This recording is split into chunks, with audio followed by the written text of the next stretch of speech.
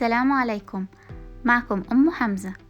اليوم إن شاء الله هعمل معكم صينية الرقاق، أشهر وصفات عيد الأضحى بطريقة أمهاتنا وبطعم وريحة الزمن الجميل، مورق من جوه ومقرمش من بره. ويلا بينا نشوف المقادير.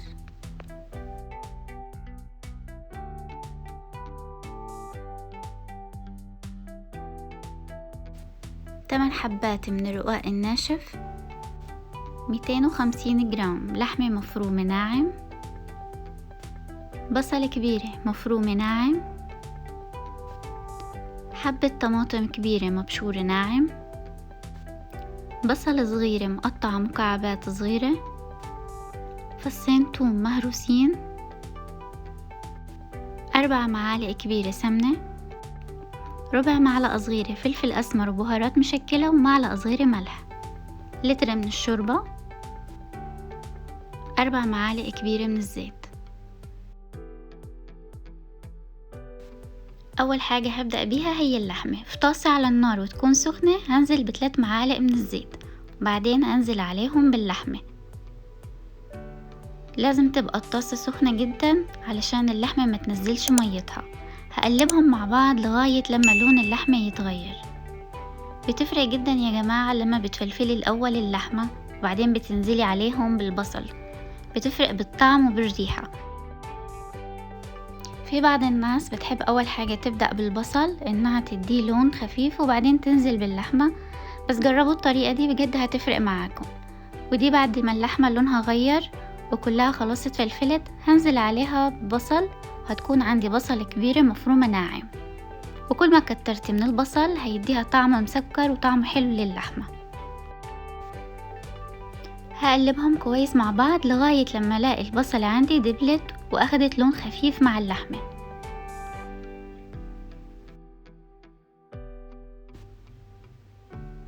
بعدين هنزل عليهم معلقة صغيرة من الملح، وربع معلقة صغيرة من البهارات المشكلة، وربع معلقة صغيرة من الفلفل الأسمر.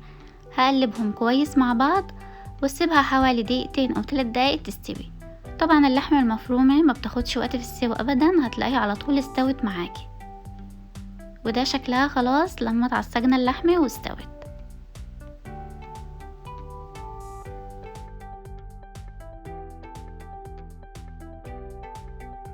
تعالى اقولكوا على تكاية الشوربة اللي هتخلي الرقاق يفرق معاكي. في طاسة على النار هضيف معلقة من الزيت وعليها بصلة مفرومة ناعم، بصلة صغيرة مفرومة ناعم. هقلبهم كويس على النار. ممكن تضيفي بدل الزيت زبدة او سمنة حسب ما تحبي. هخليها تدبل شوية متغيرش لون، وبعدين هضيف فصين من الثوم المهروسين واقلبهم مع البصل لغاية لما تشمي ريحة الثوم. مش عايزاه برضو يلون معاكي لانه ممكن يمرر لك الشوربة. بعدين هنزل عليهم طماطم كبيرة مبشورة ناعم واقلبهم كويس مع بعض. واللي عايز يعمل كمية كبيرة من الشوربة هيضاعف الكمية، يعني هيضاعف كمية التسبيكة دي. هقلبهم كويس مع بعض لغاية لما تتسبك وتتقل. بعدين هضيف لها رشة من الملح ورشة من الفلفل الأسمر وأقلبهم كويس مع بعض. التكة دي بتفرق جدا وبتدي للشوربة ريحة وطعم حلو، لأن الرقاق معتمد 100% على الشوربة. بعدين هنزل عليهم بالشوربة وأقلبهم كويس. وممكن تستخدمي شوربة فراخ أو لحمة أو بط، بس من المهم إن تكون الشوربة دسمة لأنه هي أساس الرقاق. هسيبهم ياخدوا غلوتين على النار وبعدين هيبقى الشوربة عندي جاهزة.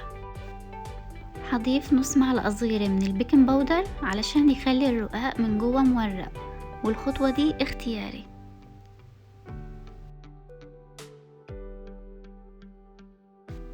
دلوقتي هنبدأ نسقي الرقاق. هناخد من الشوربة اللي احنا عملناها ونسقي بيها الرقاق.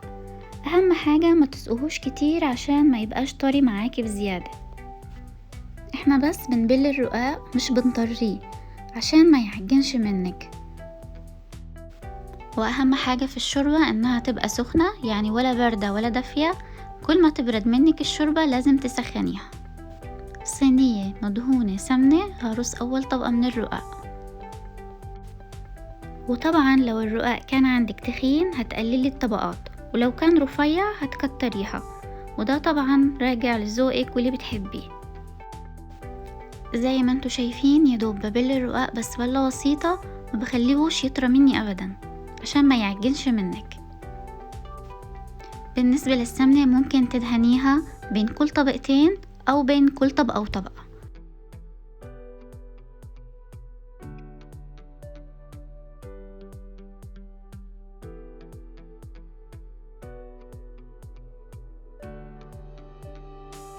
اهم حاجة الطبقة اللي هتحط عليها اللحمة ما تدهنيهاش سمنة. بعد ما حطيت الاربع طبقات هبدأ اوزع اللحمة بالتساوي على كل الصينية، وحاول ما وصلش اللحمة للاطراف عشان ما تحترقش منك.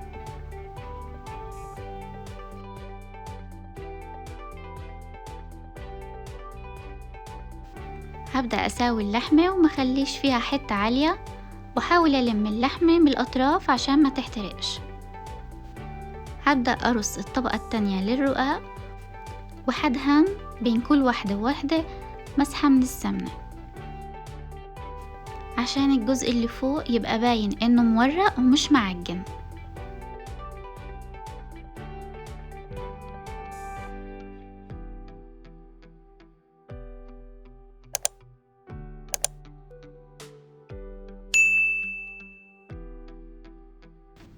وخلاص هنزل بالطبقة الأخيرة للرقاق، همسحها بمسحة من السمنة.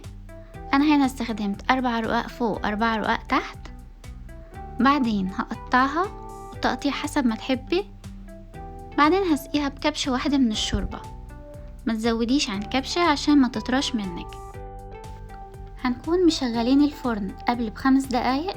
هنحطها بالرف اللي في النص درجة حرارة 190، وأول ما تحمر من تحت وتلاقي الفواصل بدأت تحمر هنشغل الشواية ونخليها تحمر من الوش.